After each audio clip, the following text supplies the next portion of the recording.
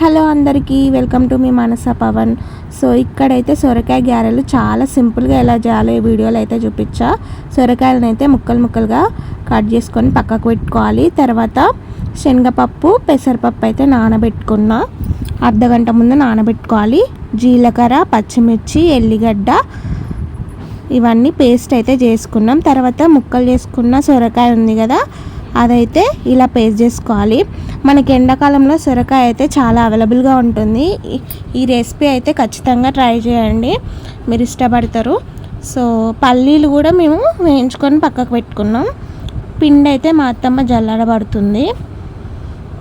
ఇక్కడ కిలో పిండికి మేము పచ్చిమిర్చి 20 నుండి 25 మీ స్పైసీని బట్టి పచ్చిమిర్చి తీసుకోవాలి.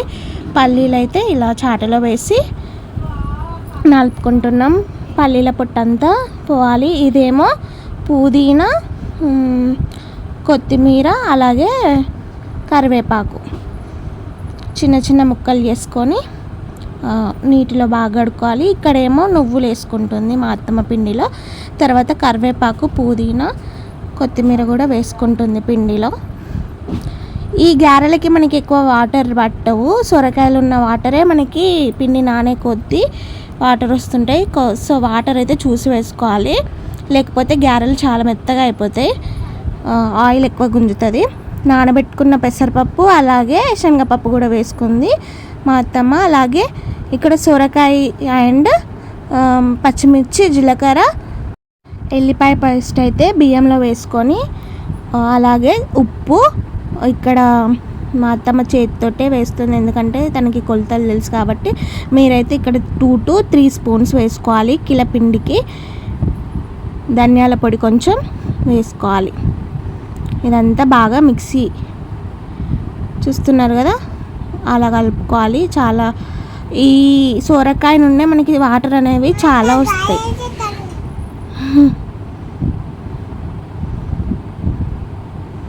కొంచెం కొంచెం వాటర్ పోసుకుంటూ పిసుక్కోవాలి.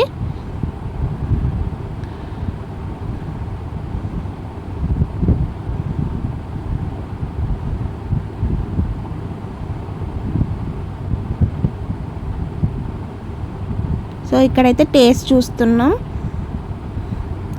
టేస్ట్ చెక్ చేసుకొని పచ్చిమిర్చి, కారం అది చూసి వేసుకోండి. ఇది కొన్ని వాటరే సరిపోతాయి మనకి సొరకాయ గారెలోకి, అది కూడా తక్కువైతేనే. కొంచెం పిండి కొద్దిగా తక్కువ తీసుకుంటే మనకి వాటర్ కూడా అవసరం ఉండదు. సో చూసి వేసుకోండి. ఇలా మీరు గారెల మిషన్ తర్వాత లేదంటే చేత్తో కూడా ఒత్తుకోవచ్చు. ఇక్కడ మేము కొంచెం పిండి ఎక్కువ తీసుకుంటున్నాం కాబట్టి గారెల మిషన్లో ఒత్తుకుంటున్నాం. కొంచెం పిండి తక్కువైతే మనం చేత్తో ఒత్తుకుంటే ఇంకా చాలా బాగా వస్తాయి అన్నమాట. చాలా ఫాస్ట్గా అవ్వాలంటే ఈ మిషన్ యూజ్ చేసి చేయవచ్చు. అలా ఒత్తుకొని నేనైతే ముద్దలు చేసి పెడుతున్నా, మా అత్తమ్మ ఒత్తుతుంది. ఫస్ట్ అయితే నూనె కాలిందా లేదా అని చెక్ చేయడానికి ఒక చిన్న ముద్ద అయితే వేసుకోవాలి. నూనె కాలాక మనము గారెల్లాగా ఒత్తుకొని నూనెలో వేయించుకొని ఫ్రై చేసుకోవడమే. చాలా చాలా టేస్ట్గా ఉంటాయి, మీరు తప్పకుండా ట్రై చేయండి. ఈ పిండిని అయితే మనం కలుపుకున్నాక ఒక 15 to 20 minutes పక్కకు ఉంచుకోవాలి. 10 minutes ఉంచుకున్నా పర్లేదు, అందులో నుండి వాటర్ వస్తాయి ఆటోమేటిక్గా.